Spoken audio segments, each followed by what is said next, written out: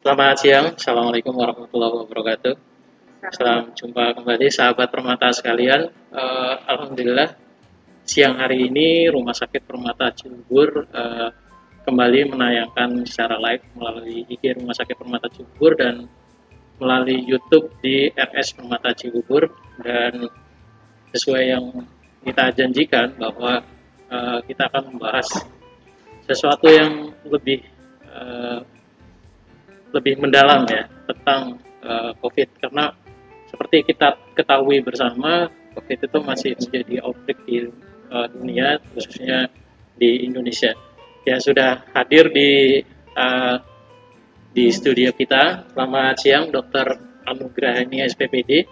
Nah, cuman ada beberapa pertanyaan-pertanyaan mungkin dari masyarakat juga, saya pribadi ya, tentang keamanan vaksin itu sendiri. Tapi sebelum kita membahas ke sana, mungkin dokter, sebenarnya vaksin itu apa sih, Dok? Mungkin bisa diterangkan terlebih dahulu. Ya, baik, Mas Ahmad. Ini kita sekali lagi dengan adanya pandemi ini memang memicu kita untuk sama-sama ya menyadari bahwa pentingnya kesehatan yang pertama. Yang kedua, bagaimana cara kita semaksimal mungkin untuk keluar dari pandemi, karena ini sudah ke seluruh dunia. Iya, betul, ya, Dok. Mas Ahmad. Ya. Jadi semua negara terdampak dan semua negara berlomba-lomba untuk keluar dari krisis Betul. yang berkepanjangan ini. Karena kita sudah tahu ya, COVID-19 itu COVID-19 berarti dari 2019. Betul, betul. Sekarang Karena sudah sebetulnya udah ulang tahun ya, pertama 2021 ya, Dok. 2021 ya. Tadi mungkin disebutkan Mas Slamet, kenapa kok dulu kan bikin vaksin lama Nah, ya. Kok sekarang kok cepat sekali? Betul, Dok. Ya, padahal virusnya baru ulang tahun. Nah, sudah ada vaksinnya gitu. Iya, iya. Jadi sebelum virus corona 19 ini, atau yang kita sebut virus SARS-CoV-2, SARS-CoV-2 aja berarti kan sudah yang kedua variannya. Varian sebenarnya varian SARS variannya yang ya. kedua gitu, Dok. Ya. Sudah ada sebelumnya MERS, mungkin Okay. ya, flu burung, Ya. SARS, yang Ebola, itu sudah dibuat juga vaksinnya. Jadi memang para peneliti dan pakar-pakar ahli baik di bidang mikrobiologi maupun di bidang teknologi kesehatan itu sudah lama membuat berbagai macam kandidat yang memang dari berbagai macam ya. Ada yang dari virus yang dilemahkan, ada yang rekombinan genetik, gitu ya. Kemudian dibuat seperti virus yang ya istilahnya di cloning dan sebagainya, yang mirip gitu ya, yang mirip-mirip gitu ya, atau dari protein luarnya. Itu jadi memang sudah lama ya. Dan teknik vaksin yang beredar di Indonesia yaitu vaksin yang dibuat oleh, sebetulnya Sinovac itu adalah manufacturer ya, dia tuh pabrik awalnya. Iya, dia tuh pabrik di Cina yang memang mungkin sudah mengadakan kerjasama dengan pemerintah Indonesia. Dok. Ya, vaksinnya sendiri namanya CoronaVac. CoronaVac. Ya, CoronaVac. Ya, nanti ada juga vaksin yang untuk usia lanjut namanya COVAX. Ya, itu CoronaVac ini kan vaksin dari virus yang telah dilemahkan. Ini juga menimbulkan pertanyaan gitu, Dok. Antara biasanya kalau di awal ini vaksin ini sama dengan obat nggak sih gitu? Iya. Nah, gitu. Maksudnya bedanya tuh di mana gitu, Dok? Ya. Vaksin ini bukan obat. Ya, dia merupakan produk yang mencetuskan kekebalan. Ya, dia itu dibuat semirip mungkin dengan virus yang beredar saat ini. Jadi yang sekarang ini virusnya dilemahkan. Ya. Gitu. Jadi supaya tubuh mengenali, mengenali musuh, sehingga nanti kalau kapan-kapannya terpapar, tubuh sudah kenal dan dia sudah membuat suatu antibodi. Salah satu tujuan vaksin ini, Dok, kan hampir tidak, kalau yang kita baca itu hampir nggak memberikan ke semuanya gitu, Dok, karena memang ini vaksin ini kan dalam tanda kutip menjadi rebutan dunia gitu, Dok. Nah, tujuannya adalah menjadi adanya imunitas atau kekebalan di komunitas gitu. Sebenarnya itu yang dimaksud apa sih, Dok, ya? Ya, bagus sekali pertanyaannya. Jadi sebetulnya vaksin ini dinilai dengan dua ya. Yang pertama efikasi, yang kedua efektivitas. Efikasi dan efektivitas. Oke. Ya. Kalau efikasi itu sudah dikeluarkan saat selesai kemarin uji klinis ketiga di Bio Farma. Oh, di Bio Farma. Yang melakukan Indonesia ya berarti. Indonesia. Jadi Sinovac, PT Sinovac sudah mengirimkan vaksin yang sudah jadi ke Bio Farma untuk uji kliniskan ke 1.650 peserta ya, responden ya, yang beragam ya. Namun usianya memang 18 sampai 59 tahun. Itu yang kadang menjadi pertanyaan lagi, Dok. Iya. Nanti berarti tidak semua betul. Kategori umur mendapatkan vaksin gitu, Dok ya. Untuk di Indonesia. Untuk di Indonesia. Di Indonesia. Ya. Jadi yang pertama adalah sesuai uji klinis yang di Bio Farma diuji cobakan di Indonesia, masyarakatnya itu beragam kan? Betul. 18 sampai 59 tahun pria atau wanita. Dan memang kondisinya saat itu sehat. Buktinya gitu ya.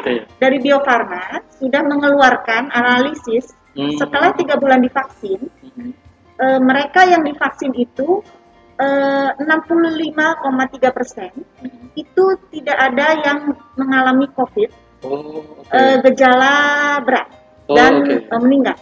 Jadi itu yang disebut efikasi 65,3%. Kedua adalah efektivitas. Nah, efektivitas ini nanti kalau sudah divaksin seluruh Indonesia, seluruh rakyat Indonesia dan mencapai minimal itu 70%. 70% dari rakyat Indonesia divaksin. Betul. Nah, nanti kalau semua yang sudah tervaksin, ada yang disebut kekebalan kelompok. Jadi menjadi pertanyaan juga di masyarakat. Sebenarnya saya ini berhak enggak sih? Atau secara umum siapa sih yang harus mendapatkan vaksin gitu? Ya. Jadi memang secara hak asasi manusia, kita mengalami masa pandemi, berarti kita semua berhak untuk terlindungi. Gitu. Jadi nantinya mereka yang sudah menjadi alumni COVID ya, yang sudah menjadi alumni COVID atau kita sebut penyintas COVID, penyintas atau survivor, itu nantinya tetap akan menjadi calon-calon penerima vaksin. Calon-calon ya. Jadi sebetulnya masa vaksinasi di Indonesia ini dijadwalkan 15 bulan ya. Dari mulai kemarin kita lihat presiden kita juga menjalani vaksinasi ya oleh tim kepresidenan, dokter kepresidenan. Itu sebagai tonggak awal dimulainya vaksinasi ya. Di beberapa rumah sakit sudah mulai hari ini ya. Namun memang bertahap ya. Bertahap itu artinya mungkin sudah berjalan ya di seluruh provinsi Indonesia. Namun pelaksanaannya dibagi beberapa tahap ya. Katanya 4 tahap ya. Jadi kalau misalnya dia cuman rapidnya yang positif, itu bisa dianggap dia kamu jangan vaksin dulu atau memang gimana nih, Dok? Ya, memang penyintas COVID dianggap sudah mempunyai kekebalan ya. Walaupun kita belum tahu ya dia kekebalannya bertahan berapa lama. Apa namanya efek samping dari vaksin lagi ya. Jadi masyarakat Indonesia yang heterogen ini sudah diuji cobakan dengan vaksin dari Sinovac ya. Dan setelah analisis interim ya, artinya analisis setelah mereka yang divaksin itu 3 bulan dipantau. Jadi yang uji klinis itu ya, Dok ya? Uji klinis yang kemarin itu ternyata tidak ada satupun yang mengalami efek samping yang seperti diberitakan. Mungkin ya seperti kita habis vaksin yang lain ya. Misalnya kita habis vaksin influenza kan agak pegel ya, agak kemeng di sini ya, agak kemeng di daerah penyuntikan, kemudian meriang-meriang, tapi nanti minum paracetamol hilang. Ada komorbid, apakah bisa dipastikan vaksin ini aman, Dok? Ya, terima kasih. Ini pertanyaan yang sangat penting ya.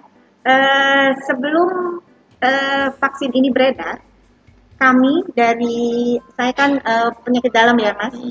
Kami dari Perhimpunan Penyakit Dalam Indonesia atau disingkat PAPI mengeluarkan rekomendasi bagi mereka yang layak mendapat vaksin. Oh, oke. Ya. Jadi dari organisasi kedokteran juga mengeluarkan Iya. rekomendasi itu ya, Iya. Dok, ya? Jadi dari PAPI mengeluarkan rekomendasi siapa mereka yang layak mendapat vaksin yang sesuai dengan uji klinis kemarin ya.